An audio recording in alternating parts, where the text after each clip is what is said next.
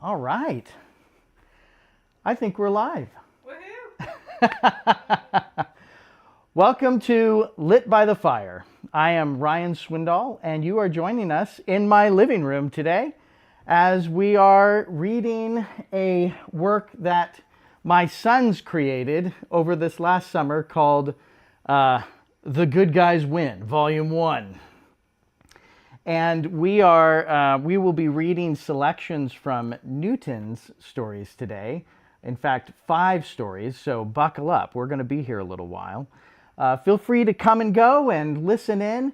This whole event is about creating a space for you to participate with us in all of the literary joy that we have reading aloud together as a family. And so, in fact, just behind you right now are my sons, and they are listening in. My wife as well, Autumn. And if you know us, wonderful. We are so glad you could be with us today. And if you don't, one day we may live next to each other. You never know. As I get started reading this, I would like to read the foreword to you. This gives you a little more context on what this book is about. And over the course of this year, we'll be meeting on Sunday evenings, just as we are now, to read aloud different works. And so this evening happens to be one that we composed ourselves, or rather my kids did. And in future weeks, we'll be going through a variety of stories, either that I've composed or friends of mine, or literary classics. And these are examples of things that we have read aloud as a family together. So I will not waste any more time and get to the meat of this with the foreword of The Good Guys Win. 2 boys, 6 weeks, 10 stories. You could smell the ennui when I told Wesley and Newton that they were to spend a month of their precious summer in story boot camp with Dad. They enjoy writing stories, that is, until they hit the 3rd page. Then comes the disinterest and the desire to do anything else. This summer, I had a bull's head to change that, to help them finish not 1 but 5 stories apiece. So day 1, I gave them a plot tool called the Deeper Magic Story Compass to help them plan for the finish line. I watched their mild disdain bloom into righteous rage. How dare he? He's interfering, making us change our original ideas. Oh yes, exactly the point. Like most writers, my sons knew how to start a tale. Their setups were full of sudden mystery, high adventure, and tough drama. But their endings, I soon found out, were wholly unsatisfying, victories by miraculous luck and convenient escape. It fell on me to deny them these cheap wins. Apart from a decent line edit and grammar check, my main contribution to this anthology was the word no. No, you cannot let the reckless inventor discover his need to rely on friends and then let him single-handedly save the day. No, you cannot give every story an upbeat epilogue that skips over the losses suffered by friends and allies. No, you cannot let the good guys win until the bad guys win first and win big. They griped more about this than anything else in the story compass, yet this, I explained, was what their setups demanded. The good guys only win after they face what they most fear, lose what they most want, and figure out what they most need. That's what makes their victory so powerful. Day 3, they wanted to give up. No, I told them, you cannot give up any more than your good guys can. They kept thinking, kept writing, kept talking over their frustrations with me. On day 5, the day their first stories were due, they made the breakthrough. They found endings worthy of their setups. What a thrill they had reading these endings aloud to the family. The aha delight on everyone's faces lit their love for storytelling like a brush fire. Turns out their boredom with endings rose from a lack of faith that such a powerful victory could be found. Once they found the faith, they found the fun.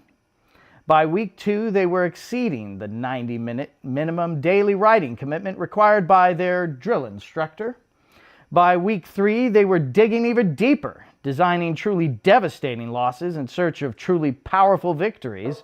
They were doing the real work of writing, throwing out their first ideas in pursuit of better ones. Biggest shock of all, they were asking me for help to interfere. By the end of week 5, they had written more for this anthology than perhaps the entirety of their elementary school careers. They can attest to that. They were spent, tired but satisfied. In the ending, they had won for their summer. This anthology tells the whole story. Thanks for sharing in their victory. All right. I know our camera is going in and out, and so it goes. We're doing this on the cheap. I am also going to start a little recorder right now, if the computer can do it. So just one moment.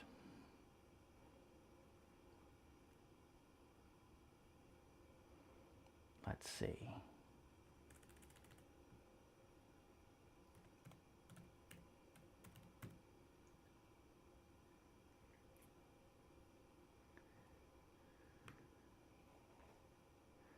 Almost there.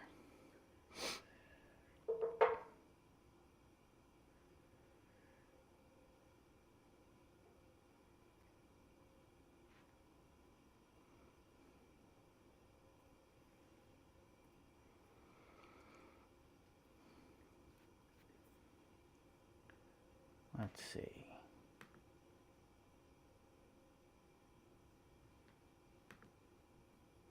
All right.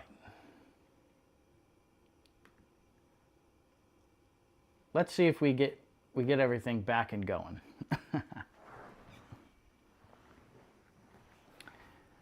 Okay. So we will begin with Newton's first story that he composed for this anthology called The Secret Government. Jacob dusted the baseboards, arranged the pillows on the couch, and opened the curtains to let light through. That's what he did every day because he was a servant for Sir Bob, his master. He helped out 15 hours a day, 7 days a week. And Jacob was satisfied with his job. Not only did he have the skill for it, but it gave him a bedroom that he slept in and good money that he never used. One Sunday, Jacob got a call from his family. It was the second time they had called, but the previous time he didn't respond. But this time he knew that something was wrong, so he answered. "Hi, honey, what is it? You know I'm busy." His wife answered, "Just a reminder, next week we are going on our family trip to the beach, so ask Bob for time off if you haven't already." "Oh, okay, I gotta go now." Jacob hung up. Then he sighed. He needed to go to the beach with his wife and his 3-year-old son, but he would rather hang out with his good friend and coworker Jimmy because it made him feel like a secret agent in a video game. In fact, that's all he had been doing for months, working and hanging with Jimmy. He started thinking as he walked down the long hallway to ask Sir Bob for time off. We might have to push back the vacation if Sir Bob doesn't give time off. Oh, but I'm sure there will be more time later for vacation stuff. Jacob arrived and asked Sir Bob. He was hoping that Bob would say no, but he said yes. Drats, why does everything have to work out against me? Then he went to tell Jimmy. Jimmy, I have to take a week off. Why don't you come with me on the family vacation? We can sneak off and have fun. Sorry, Jacob, Jimmy replied. Got super busy this week. What? I thought we were ahead of schedule on all that cleaning and stuff. Maybe you, but not me. Later, Gator. Jimmy walked away. Jacob found this super suspicious, mostly because Jacob knew Jimmy was lazy and always slacking off. Jacob usually had to do both his work and Jimmy's. This week was no exception. What could be keeping him so busy? Jacob wanted to know the reason behind Jimmy not joining his family vacation, so he went to find clues in Jimmy's room. He searched through his drawers, but he only found Jimmy's Spider-Man underwear. Not much else. He felt kind of bad for searching Jimmy's room without asking, and he much rather not know that Jimmy wore Spider-Man underwear. But he was just snooping around. Next, he tried hacking Jimmy's computer to check his emails. Nothing. After that, he searched in general places like under his bed and behind the curtains. Jacob was not successful, so he decided to leave before he got caught. But when he was walking out, he found ripped up papers in the trash can by the door. He grabbed them and brought them to his own room. He set them on his desk, then put them together with tape, and they turned out to be letters. As soon as Jacob read them, he learned things he would have never guessed to be true. It told him that Jimmy was a secret agent for a government called Shroon. According to the letters, years ago, Sir Bob exposed Shroon information that they had wanted to stay secret. Now they were angry at Bob, so they told Jimmy to set up a bomb somewhere in the mansion. So Jimmy did, and it was planned to go off on Monday, tomorrow. Why am I friends with this dude? Jacob asked himself. He searched Shroon on the internet, but he found no matching results. Jacob knew this was an awful big secret. He knew that he could find the bomb and save his master, but it might cost him not going on the trip with his family. I never was looking forward to it anyway. I think this is what they call convenient. After work, instead of going home, he trailed Jimmy in his car to find answers. Jacob tried to keep a distance so he wouldn't be noticed. Jimmy turned up a mountain road. Jacob followed. The mountain was covered in a thick forest. As the sun set, Jimmy pulled into a forest compound gate. His car drove in, but the gate closed before Jacob could sneak in. Jacob thought for a moment, then got an idea. He could call Jimmy and track him on his phone. So Jacob dialed in the numbers. Jimmy answered. "Hey, Jacob, what's up?" "Hi, Jim. I'm just wondering where you are," Jacob asked as he snuck past the metal gate. "I'm at my house. How about you?" "Oh, I'm with my family. We're just about to leave for the airport," Jacob answered as he entered the vent entrance he found.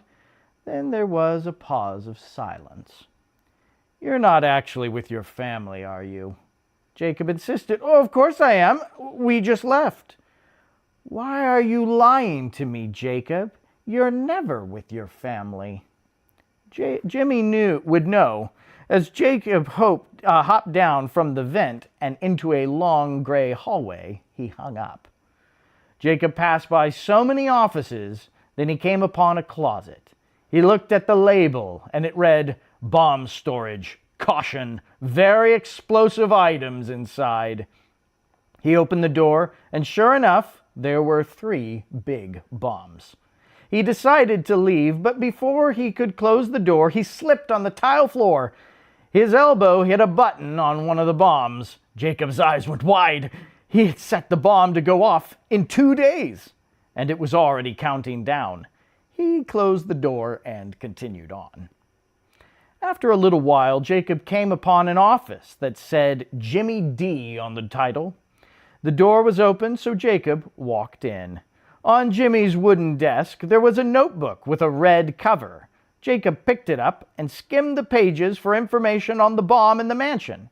After a little while, he came upon a page which read, "This bomb I have set up in the closet of the master's room. It is powerful enough to destroy the entire mansion he lives in because it can break 20 yards of metal or concrete around it. It is planned to go off at 7 o'clock Monday, May 3rd. Jimmy." Below the text was a sketch of the bomb that looked quite accurate to the one he had seen earlier in the storage room. Jacob flipped to the next page and started reading more about Shroon. He learned that Shroon was planting bombs so that their children could take over people's jobs. and so that they could take revenge against any people who hurt their kids. These people care about keeping their own families safe. But before Jacob could read the rest, Jimmy walked in the room. "Why are you here, Jacob?" "Because I have to, Jimmy. I'm not going to let you blow up the mansion." "And how do you know about that?" "Ripped up letters from your trash can." Jimmy made a facepalm, then pulled the alarm. Jacob was tied up in ropes, hanging from the ceiling. Jimmy was in the room. "Jimmy," Jacob asked, "why do you work for Shroon?" "I don't want to work for them. They forced me because I have the skills they need. They told me that if I don't work for them, they'll hurt my family." "You guys sure do care a lot about your families. Let me go. I need to care for my family." "No, I'm already doing a good deed by not killing you like they told me to." "Jimmy, imagine being in my shoes. It's about time I help my family, but I can't when I'm hanging from the ceiling. Help me, Jimmy. I can help keep your family safe. We can all lay low on a vacation in Hawaii. You're the best friend I've ever had. I need you." Jimmy thought about it. "Okay, let's escape," Jimmy whispered as he untied Jacob. "But we really can't mess up. It's already likely they're going to kill us." They heard footsteps coming. "Quickly, climb into the vents," Jimmy exclaimed. And they made it just in time. Big, bulky dudes came in seconds after they were in the vents. One of them yelled into their walkie-talkie, "They escaped! Copy, they escaped!" Jimmy and Jacob crawled through the vent and out the exit. Jimmy gave a warning as they ran past the metal fence. "Jacob, when we are driving away, watch out. They have automated cars with guns that will smash glass with one shot." When they came to the gate, the big muscle dudes were waiting, guns in hand. They opened fire. Jacob dodged several bullets as he ran to the car, but before Jimmy could get in next, he got shot in the side. "Jacob, save my family before..." But he trailed off before he could continue, then fell down lifeless. Jacob got into the car, tears streaming down his face. "I won't let you down, Jimmy." Jacob sped down the mountain. 30 minutes till the bomb goes off, Jacob observed. "I might make it in time to save Bob." Just then he got a text from his wife. "We're at the mansion to pick you up." "Crap," Jimmy said while cranking the speed up to 100 miles per hour. When they arrived at the mansion, he ran in, sprinted upstairs, and found his family in Sir Bob's room with Sir Bob. "We need to get out of here," Jacob shouted.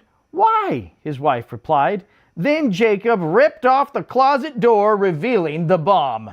Jacob looked at it. It showed 60 seconds. Jacob tried to cut the wire, but he had no success. By the time it was 30 seconds left, he remembered his promise to Jimmy. He yelled, "Everybody run!" They ran as fast as they could to Jacob's car. As they drove away, the mansion exploded. They flew through flames and nearly flipped over from the blast. "Whew! Now let's save Jimmy's family." As they were driving down the road, Jacob's son Josh said, "Daddy, weird cars are following us and no one is in them."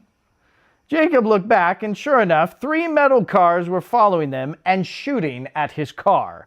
Then he remembered that this was what Jimmy had warned him about. One of the cars shot at them, shattered the trunk window. Another shot popped their tire. Then Jacob got an idea. "Everybody, unbuckle your seatbelts," he shouted, and they obeyed. "Now roll down your windows." "What are we doing?" his wife asked. "Get ready," Jacob exclaimed as he drove off the road. The car smashed into a lake.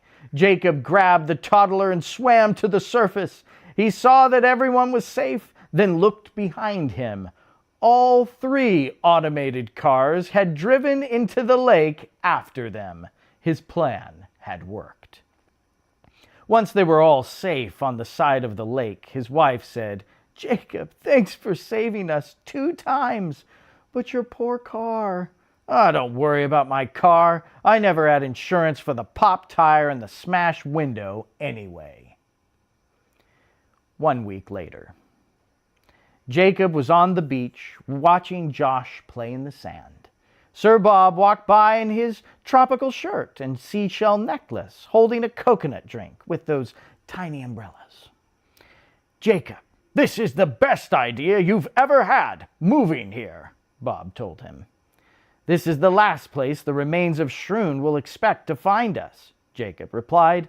"In the meantime, we can soak up the sunset." "What do you mean by the remains?" Bob asked. "While I was there, I set a bomb on accident." He showed Bob a news article on his phone with the headline, "Bomb went off in woods, all known Shroon agents dead." Sir Bob laughed. "At that rate, I'm not sure there will be any remains. Now I'm going to take a nap in my beach house." Bob walked away. Sir Bob and Jacob had bought 3 fancy beach houses, one for Bob, one for Jacob's family, and the last one for Jimmy's family, because they needed a safe place too. Jacob looked at the sunset. A sad smile touched his face. He got up and ran to his son to play in the waves. That's the end of that story. Woohoo! I love it. That was his first story of the summer, and quite impressive as it was, but it only gets better as we go along. Now, I am trusting, because I can still see 7 people on the stream, that we are still live some way, somehow, even though I've been seeing the picture go in and out, so we will have to just solve that for next week. In the meantime, thank you for tuning in. And we will continue now with the second story of the anthology, The Good Guys Win, written by my sons, Wesley and Newton. This is Newton's second story of the summer, so see if you can detect how his writing improves as we go along. This story is called The Rain of Gold. John ran out from the captain's quarters, across the poop deck, and climbed the sail. Then he put his hand above his eye to block the sun, squinted and yelled, "Land ho!" Erupt Island. John was glad to be back. It was so familiar, the active volcano and big hills in the back, the grassy plains and his growing village in the front. He grinned as he thought of all the fame he would earn once he arrived. His ship parked at the dock, and John looked at the waiting crowd. The crowd was bigger this time. Even the chieftain stood in the back. John had come back a week later than he promised he would. There was a situation with a thunderstorm that had set him off course. The crew carried out big boxes of gold coins. John jumped on top of one of them and shouted his usual prideful greeting. "The great treasure hunter has returned again. Let me tell my story." John shared his adventure about how he had sailed 5 days to Gold Island, how he had almost been killed by booby traps, and how he had saved the ship from sinking in a lethal thunderstorm by holding the sail in place. "All thanks to my gift of great strength. It has brought me back with nearly 500 pounds of pure gold." The crowd cheered as they learned that their tribe was now rich. But the chieftain had a worried look and walked back to his hall. John felt confused for a moment, but then continued with his talk of fame. "Our village now has the money to buy more tools, workers, slaves, and medicines to be prepared for bad events. We only need 1,000 more pounds of gold coins for the purchase of the remaining resources to become the most powerful island in the Eastern Sea. It will be as easy as chocolate cake." John hopped down and walked to his hut. As John was walking, he looked up at the volcano. It was of a grand size. John recalled that the volcano was how the island was made. Hundreds of years ago it erupted, and then the volcanic rock got covered with soil and plants started to grow. He also remembered that the volcano's lava was used to make the island's weapons, and when they messed a blade up, they threw it back into the lava. Once John got to his hut, he put the golden life-size lion statue he had brought home from his trip into his secret vault, which was full of his favorite items. He sat down inside the vault and took a deep breath. A frown appeared on his face as he thought to himself, "I'm not satisfied, nor was I the last time I came back." John looked at his lion statue made of the purest gold and tried to make himself feel satisfied, but epically failed. "Wait, I know what I'm missing." John left his vault and went to the chieftain of the tribe, his father. He gave a bow of respect. Then he demanded that the 500 pounds of gold coins he had just come back with would be sent to the neighboring islands for immediate trade. The chieftain knew that trouble was coming. "John, if you are trying to feel satisfied like you wanted to last time, I don't think this will help. Also, being a chieftain of a tribe, we have to protect the tribe from the god of gold, the powerful golden tiger." But John interrupted before he could finish. "Dad, I know this will help me. Plus, the sooner we get the ships out to buy materials, the sooner we will become more powerful." After John made the command, he went back to his hut. He sat down in his vault and took a deep breath, then thought, "Dang, Dad was right. I am still not satisfied." He tried to look at his favorite belongings, a golden horn, a golden chainmail jacket, and a fine gold chair. It didn't work. "Wait, I know what I need. Watching the boats leave will satisfy me. It will remind me that I am going to be powerful." He left the vault again, then sat down near the beach. He focused his attention on the distant ships with the gold as they sailed to the neighboring islands to trade. Once they were small in the distance, he noticed something shimmer on the water. He saw flashes of light. He stood up. "What is happening? Is there a battle going on? Did one of the boxes of gold break and fall in?" He ran to grab his spyglass. Once he returned, he looked through and gasped. A tiger that looked to be made of gold was somehow walking on the water. It had a crown on its head, and as it got closer to the ships, it used lasers from its eyes to burn them. John didn't know if he was having hallucinations.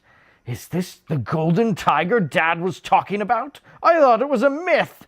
John watched the reward he'd risked his life for sinking into the sea. Wasted. It looked like the crew on the distant ships were trying to kill the tiger, but in 5 minutes, the ships were in flames and the crew were jumping overboard. John ran to one of the ships in the dock and called for his crew. They were John's loyal companions that helped him on his brave trips to scavenge treasure from forgotten islands. They were off in no time. Their boat sped through the water, John in front, sword in hand. Soon they were at the battle. The people from the burning boat swam onto John's ship. Everybody joined the fight, throwing bombs, swords, and all sorts of stuff at the tiger. Some of their weapons knocked the tiger back, but none of them damaged it. It was now the tiger's turn. Its eyes started to glow. Red lasers came out. John's ship caught fire. Everybody jumped off the deck and into the water. John thought, "The lasers destroyed my ship. Next time I must be better prepared." So John swam back to the village, defeated. He grabbed a metal shield from the village armory that he was sure would be able to reflect the tiger's lasers. As he was leaving with it, he encountered his father. "Son, what are you doing?" I'm going to track and fight the golden tiger and reflect its lasers with the shield I have." "Don't, son. It will curse this village. Instead, we need to reduce the size of the village. Then the tiger will think we are not as powerful. The golden tiger wants to be the most powerful and for us to worship it. The prophecies say that if you try to kill the golden tiger, it will come back and destroy everything." "Don't worry, Father. I will kill it before it can attack." And John left. John and his crew set sail. John's best friends, Garson and Braden, used a spyglass to spy the tiger as it walked across the ocean, and their ship followed it from a long distance so they could surprise attack the tiger and get the upper hand. After 3 days on the sea, they reached an unknown island.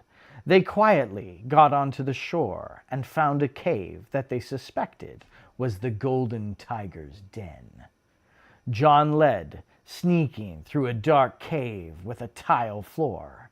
After a little while, he stepped on a tile that went down with a click. Darts shot out of the wall. Quickly, John blocked them with his shield he had brought along. Safe.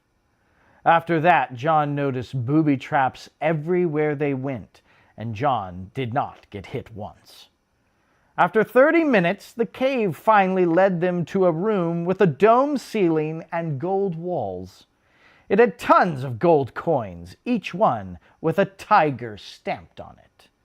There were also gold statues of people. John and his crew wondered how they were sculpted. In the middle of the room was a throne they supposed the tiger sat on, but there was no golden tiger. Garson and Braden told John and the others that there were images carved on the gold walls. Everybody huddled up around them. The first image was of a tiger walking to an island. "That must be the golden tiger coming to this island," Garson observed. The second image showed people bowing down to the tiger.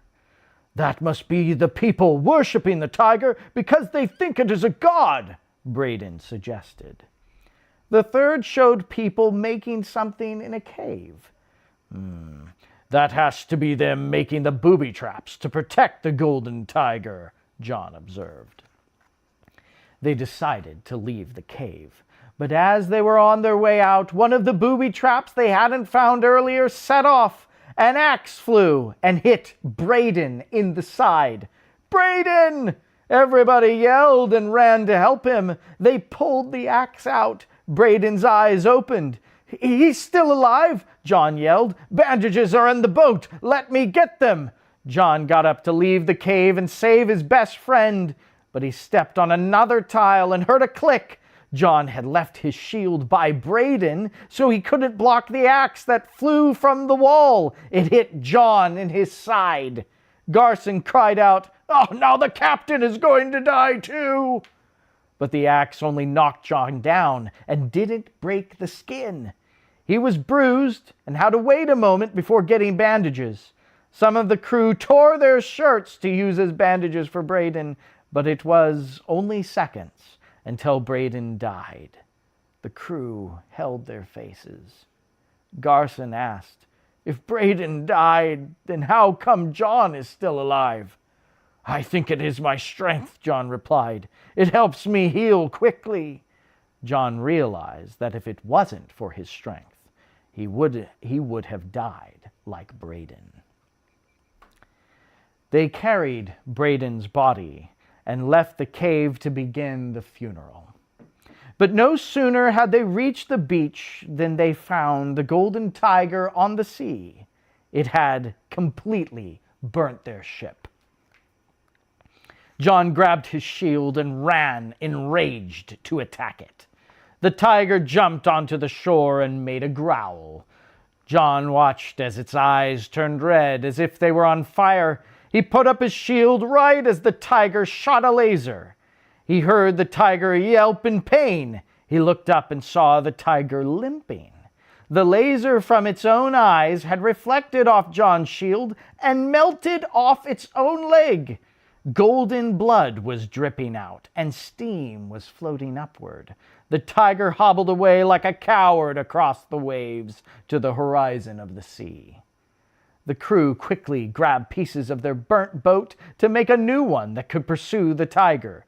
Steam floated high into the sky as they worked late into the afternoon, and around the time the sun was halfway sunk into the sea, they had built a small boat. They all huddled into it and paddled in it, in the way the tiger went. After a few hours, they saw in the night a bright orange light far in the distance. They got closer. They saw Erupt Island was on fire. They knew what had happened. The golden tiger had attacked their village. John felt ashamed. They all got out of the boat and swam as hard as they could, but they were too late. The fire was burned over, and the village was in ruins. They found the footprints of their people leading to where they thought the survivors were hiding. But once they reached the end of the footprints, they encountered a horrible surprise. All the people of the village were turned to gold. John cried out. In the back, he saw the chieftain. Father! He was solid gold. Tears streamed down John's cheeks. He had let his father down. The fate of the village had been in his hands, and he blew it. One of his crewmates noticed a drop of shiny gold liquid on the ground and reached down to feel it. John recognized it at once. "Don't touch it!" he yelled, too late. Gold crept up his panicked crewmate's finger and spread up his arm. Soon he was a golden statue like the others. John knew the gold liquid was the tiger's blood, and the blood was turning people to gold. It had turned not only his village, but also the worshippers that were in the golden tiger's den. John walked to the place where his hut had been. It was all ashes except for his treasure chamber underground. He walked inside. It had all of his stuff: the horn, the armor, the lion. All of his favorite golden items were unharmed. He felt so much guilt because he had looked to treasure to please himself, and now his people were gone. Everyone was gone, except for Garson and his loyal crew. He still had his super strength, so John thought up a desperate plan. If the curse he had put on the village was that the tiger would attack and turn all the villagers to gold, he needed to protect the remaining villagers. He would blow his horn on the top of the volcano and attract the golden tiger. And once the golden tiger was at the top, John would push it in, melting it for good. He picked up his gold horn off the ground. He went back outside. In a few minutes, John explained his plan to his crew. They all agreed that it would probably work. So John walked up the volcano and blew as hard as he could. They hid and waited minutes, hours. The tiger did not come. The tiger knew its own weakness. It wouldn't come near the volcano. Garson suggested an insane idea. Maybe we could use ourselves as bait. No, John replied. I need to keep you all alive. But John, we have lost everything. We can save the lives of thousands on other islands. I just don't want you to have to die, John said. But he saw the power of the plan. The tiger would see his crew spread up the trail to the volcano's peak and would pick them off one by one. It wouldn't be able to resist. More than anything, John wanted to make things right with his father. All of my village died because of me, so I will die for them. And we will die for you, Garson said. The crew bowed in agreement. All of them got into places along the mountainside. John blew the horn. They waited. After an hour, the tiger arrived. It looked angry seeing people still alive from the village it had destroyed, and it was still hobbling on 3 legs, spilling blood. John watched at the peak through his spyglass. The tiger came over to the crewmate at the bottom of the mountain. The crewmate started to fight the tiger, but he was turned to gold when the blood got on him.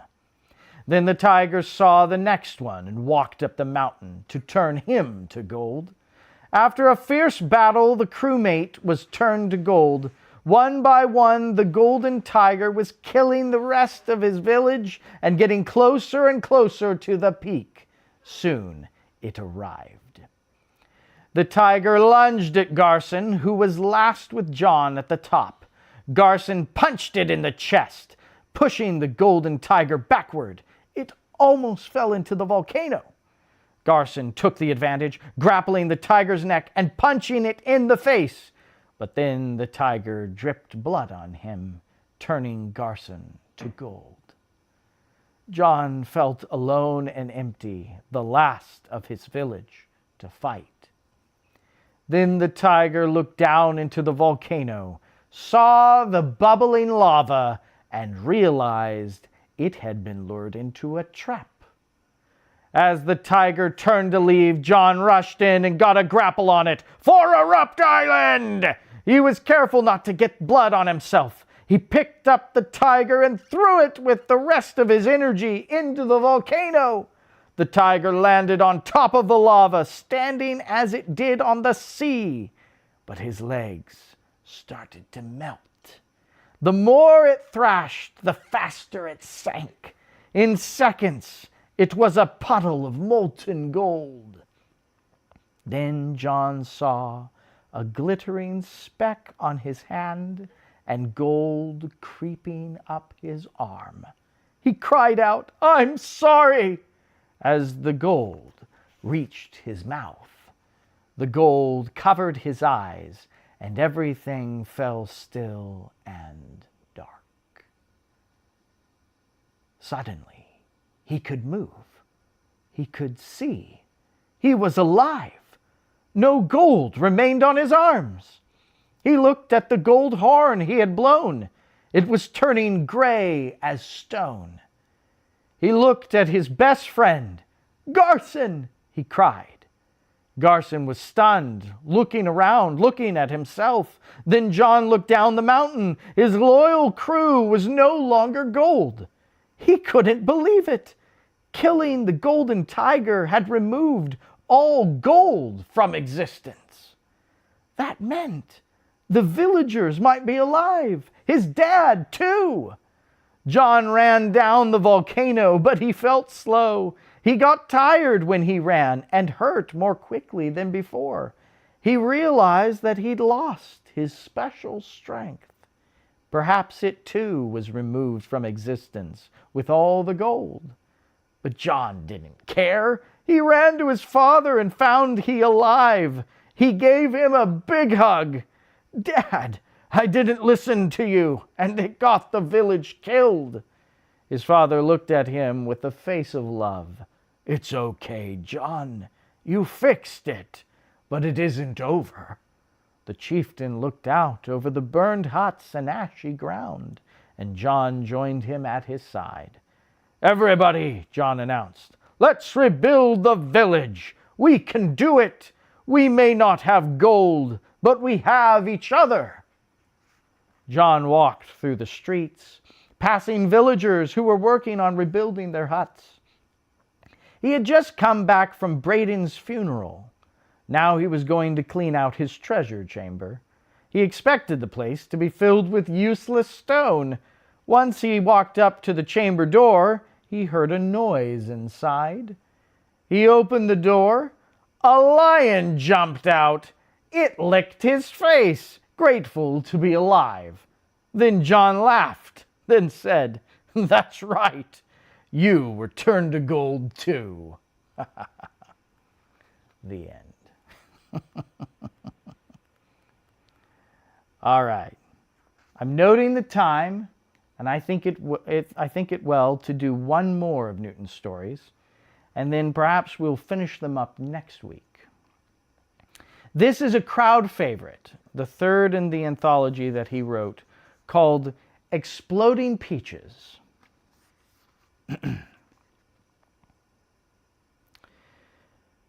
Willow looked around him. Trees in perfect rows filled the grove. Green leaves covered the trees with stone paths going under the branches. The glass dome roof made the place feel magical.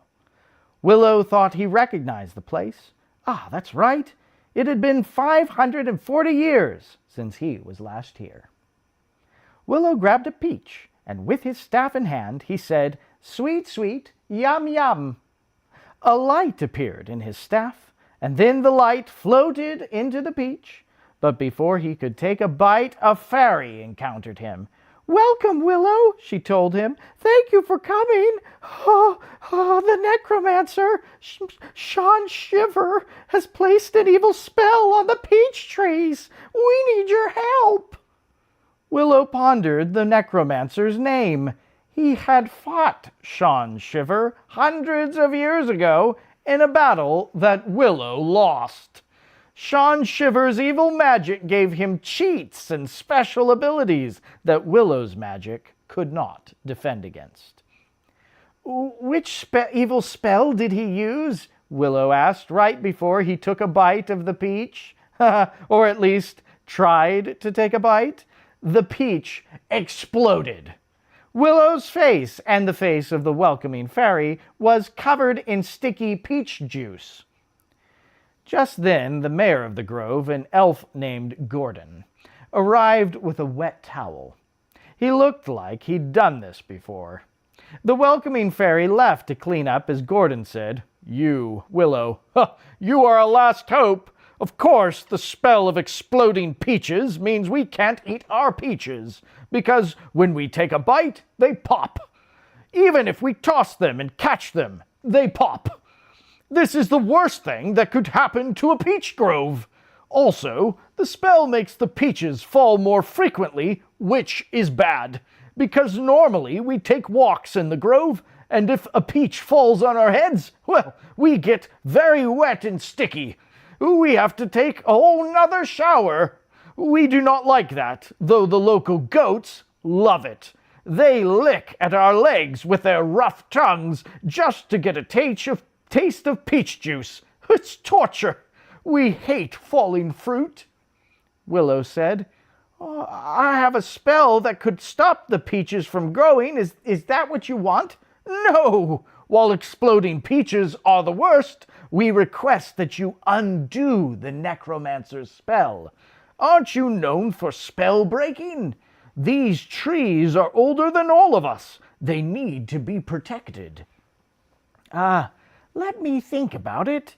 Willow came up with a quick plan to break the necromancer's spell and then run for his dear life before the necromancer found out what Willow had done. "Okay, let's get started," the elf added. "Before you do, we have a reward of 20 pounds of gold." I don't need gold," Willow said. "I am related to elves and to trees. I will do it for free." What Willow didn't say is that receiving a reward would take too much time, and Willow needed to be halfway to Pixie Paradise by then. Willow went up to the overlook of the grove, which was above the entrance. The height gave Willow a 180-degree view of the grove. He grabbed his staff and took a deep breath, then said, "Ooga booga, breaky wakey." The entire grove filled with light. He ran down the hill where Gordon stood amazed. He quickly said to Gordon, "Tell the elves and the fairies it will take a little while for the spell to settle, then the curse will be removed." Gordon grabbed his arm. "Stay for the celebration." "Actually, I gotta run. I didn't let the dog out, and he's probably giving my home tree a good water." Willow pulled away. But then peaches started to fall in front of his path and everywhere else too. elves were running and screaming with fear. The goats screamed with joy. Right as Willow reached the exit portal, the necromancer walked in. "You," the necromancer boomed. "Are you messing with my spells?" Willow stuttered. Me? No, I was just visiting."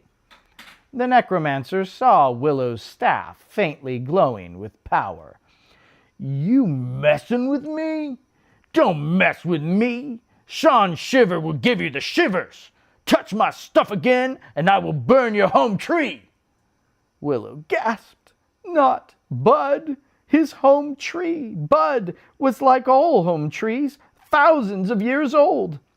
If he lost Bud, he would mourn it for the rest of existence, which would be a long time because he was immortal.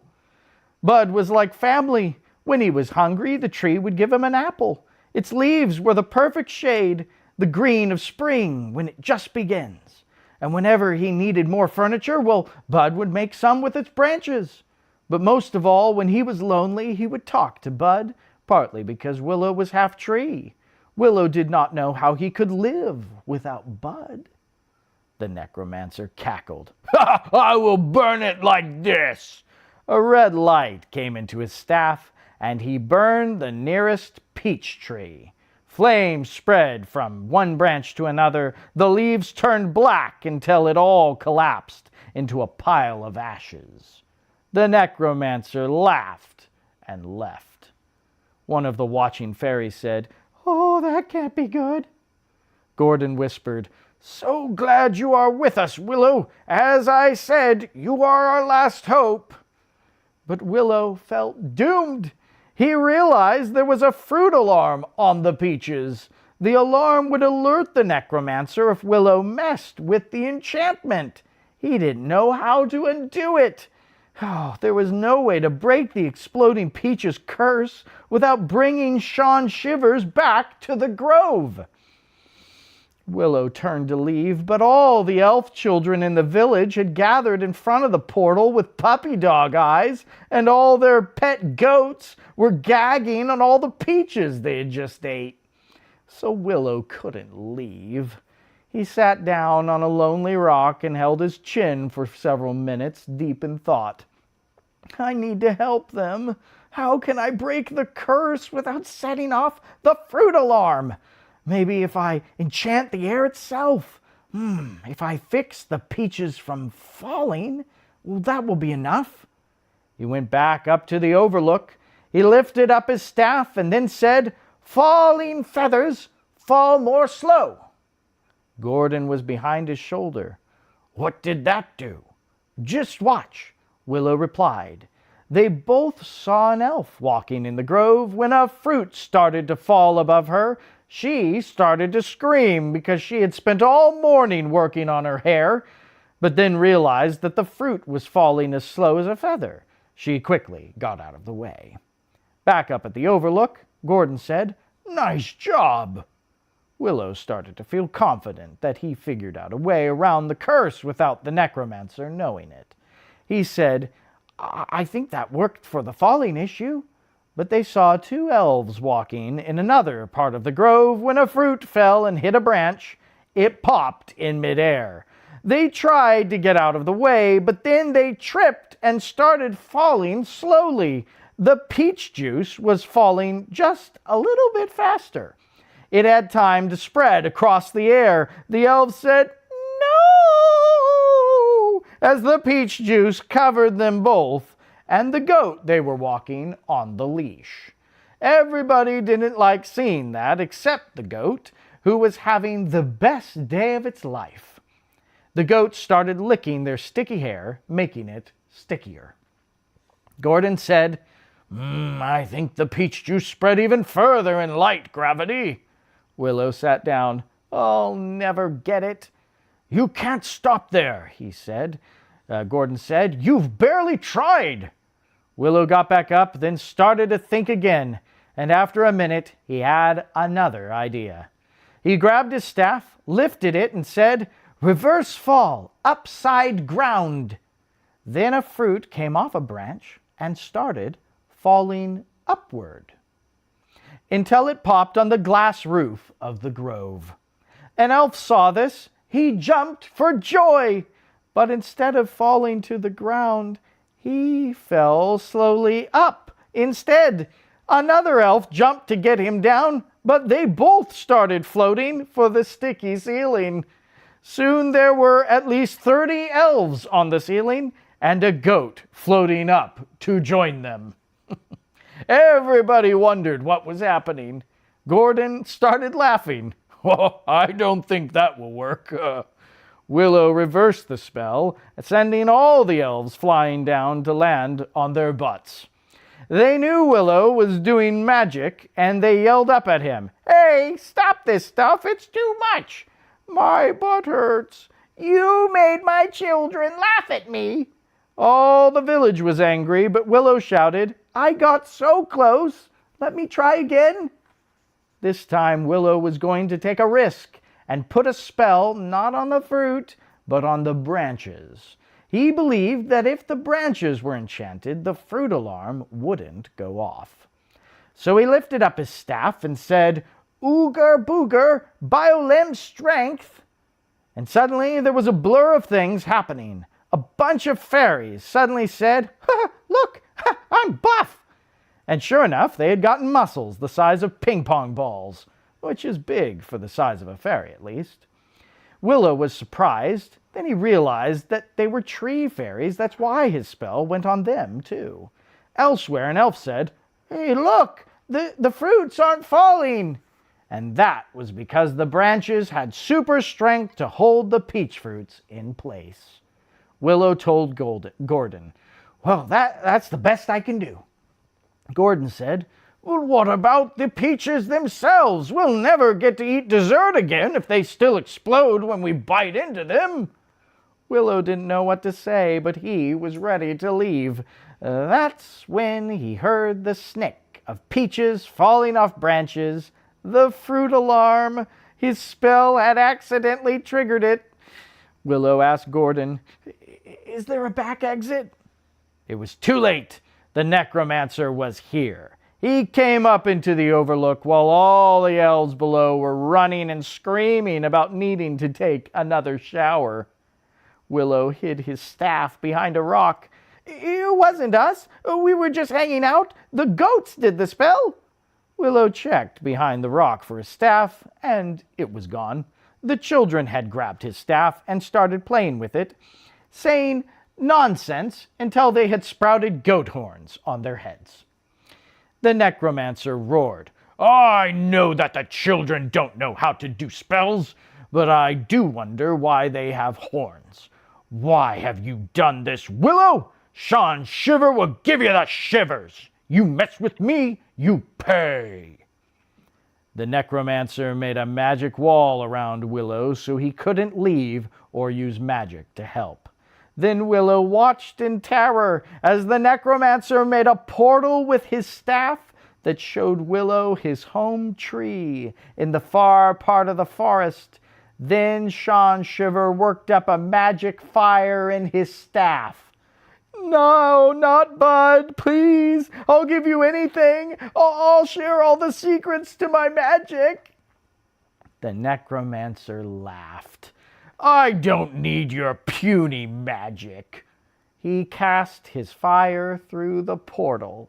Willow's home tree, Bud, started to burn, and there was nothing Willow could do to put out the fire. Sean Shiver closed the portal. Then he burned other home trees in the grove as further punishment. "Oh, are you shivering?" Then he left through a crowd of crying elf children. As Willow thought of Bud burning, he fell down on his knees, whispering, "I ran out of chances. I couldn't stop him. I made it worse. I feel afraid." The ground below him grew soggy with a puddle of tears. But even louder than him was the crying of the elf children who were hugging the goats for comfort even as the goats were licking their snotty noses. Willow realized it wasn't just him suffering. If he didn't fight Sean Shiver, other groves would suffer. The whole forest would burn. He needed to have courage against evil, even if it cost him everything. Gordon was trying to put out fires by throwing peaches at them. When Willow saw Gordon doing this, his craftiness came back to him. "Everybody," Willow shouted, "gather round." They all got into a circle and Willow shared his big idea. "The peaches explode," he said. "Duh!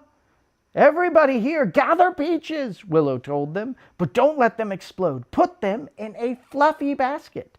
I have a plan." "Why?" asked the elves. "It's a gift for Sean Shiver." They spent the rest of the afternoon picking peaches and brought them all in baskets up to the overlook. Willow went up to one of the trees and cracked his knuckles.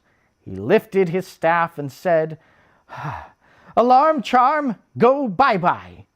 The spell didn't remove the alarm, but it triggered it, just as Willow wanted.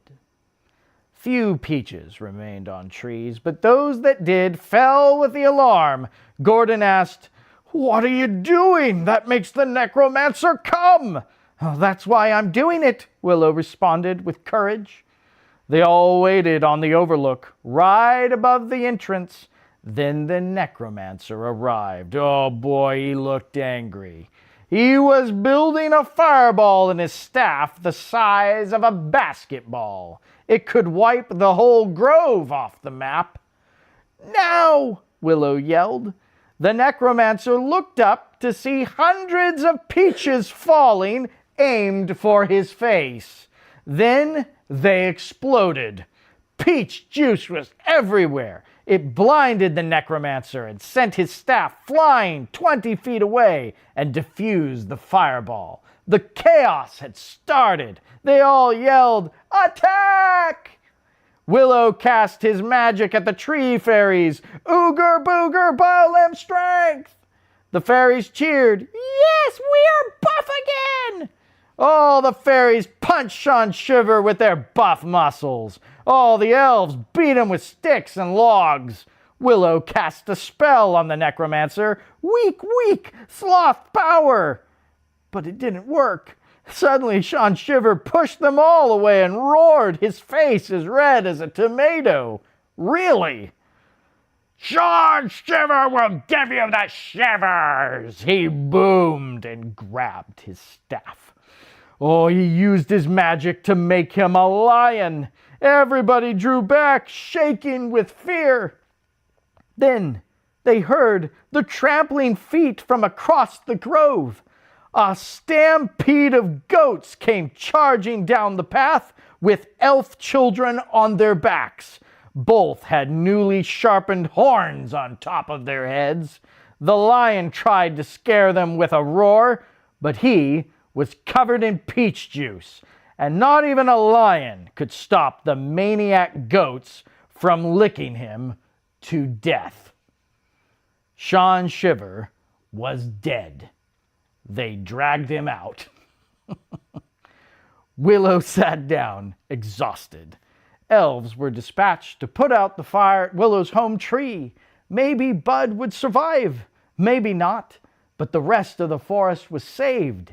The necromancer was killed, and Willow could finally take off the exploding curse. Gordon put a hand on Willow's shoulder. "Oh, do you want to eat a peach?" Willow declined. "I'm full." The end. Thank you for joining us for this inaugural broadcast of Lit by the Fire. And it was a delight to share these stories with you. And I hope you will join us again next week as we do it all again with the next couple stories of Newton's repertoire and maybe the first of Wesley's.